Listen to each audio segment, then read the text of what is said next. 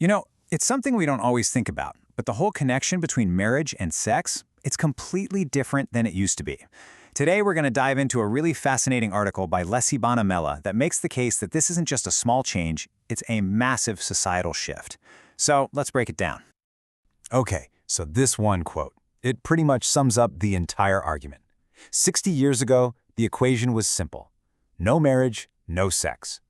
I mean, think about that. The author is saying that for a long, long time, the only real accepted path to sex was through marriage. It wasn't just a nice idea, it was the rule, the fundamental societal rule. So what changed, right? I mean, how did we go from that world, where marriage was basically the gatekeeper for sex, to where we are now?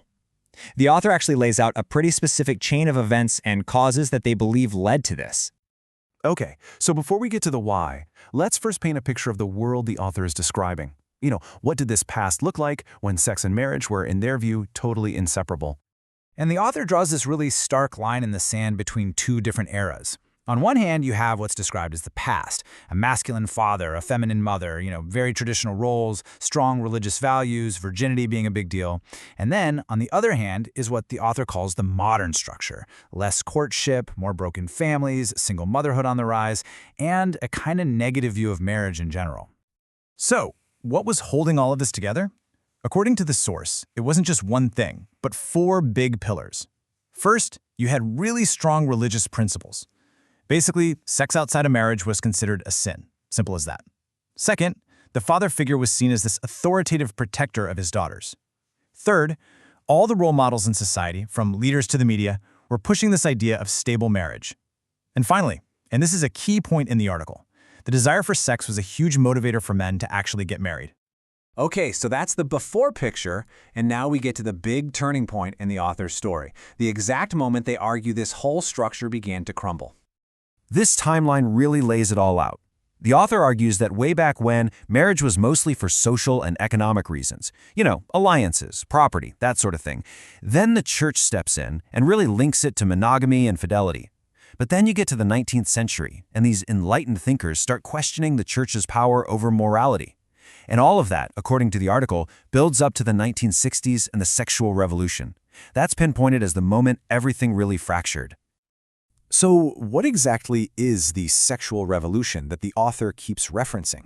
Well, in the context of this article, it's that huge cultural shift back in the 60s. It was all about sexual freedom, casual sex without needing commitment, and just a totally new perspective on sexuality. And the author claims the fallout from this revolution was massive. It wasn't just one thing.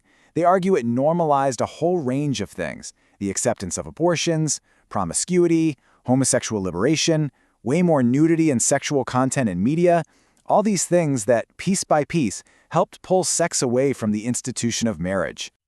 So, the link is broken, the connection is severed. What happens next?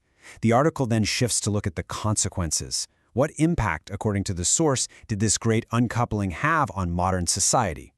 Four main shifts are identified. First, a huge rise in individual autonomy, the focus on me.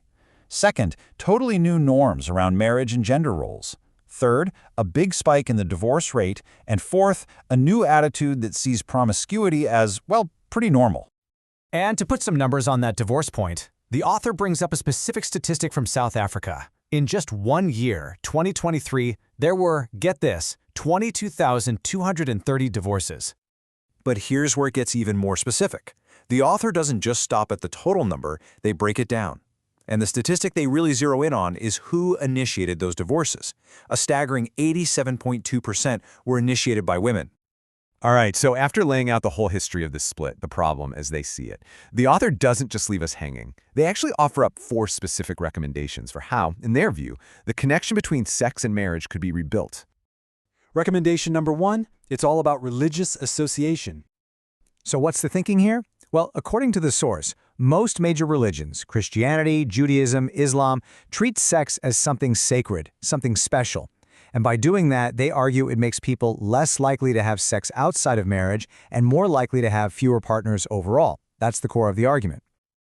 Okay, next up on the list of recommendations is a big focus on relationship education.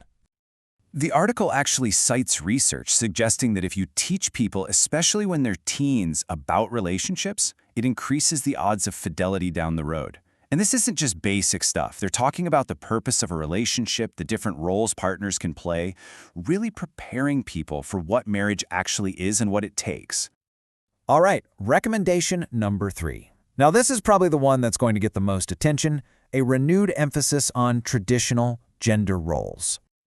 The author's argument here is that men and women should be aware of what they see as their different strengths. They use the example of men being more logical and women more emotional. The source posits that these roles are crucial for a stable family structure and even social hierarchy. And this is presented in direct contrast to egalitarianism. You know, the idea of total equality in roles, which the author claims can actually weaken authority within the family. And the fourth and final recommendation from the author? A clear, direct emphasis on consequences. The author looks back to a time when if there was a pregnancy outside of marriage, it often led to a forced marriage. The consequence was immediate and public, and they argue this made people a lot more cautious about who they had sex with. So the suggestion is that if you teach the younger generation about all the consequences, not just the physical but the social and emotional ones too, it might promote that same kind of caution. So, after all that, the history, the problem, the proposed solutions, the article ends not with an answer, but with one last, really provocative question. And here it is. The author asks, if the separation of sex from marriage is seen as normal, will it mean the degradation of society? Wow. I mean, the article doesn't even try to answer it. It just leaves that thought hanging there for us to think about. It really is the central question of the entire argument and, well, a pretty powerful place to leave things. Thanks for diving into this with us.